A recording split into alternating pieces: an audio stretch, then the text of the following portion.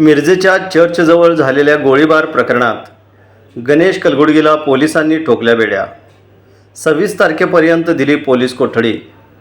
मिरजेच्या मंगळवार पेठ येथील चर्चसमोर एका सलूनमध्ये भर दुपारी गोळीबार झाल्याची घटना घडली होती। रोहन कलगुडगी हा सलूनमध्ये बसला होता। त्यावेळी आलेल्या गणेश कलगुडगी, चेतन कलगुडगी, आमिर फौजदार, सूरज कोरे यांनी पूर्वीचा झालेल्या जुन्या वादातून रोहन कलगुडगी याच्यावर गावठी पिस्तूलमधून गोळीबार करून प्राणघातक हल्ला केला होता।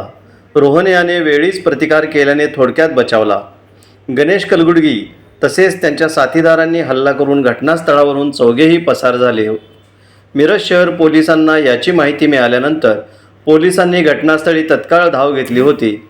सुदैवाने या गोळीबारामध्ये कोणतीही जीवितहानी झाली नसली तरी मिरज शहर पोलिसांनी या हल्ल्याचे गांभीर्य ओळखून हल्लेखोर आरोपींचा शोध सुरू केला। मिरज शहर पोलिसात चौघांच्यावर गुन्हा दाखल झाला असून गणेश कलगुडगी याचा रात्री उशिरापर्यंत शोध घेऊन पोलिसांनी त्याला बेड्यात ठोकले आहेत।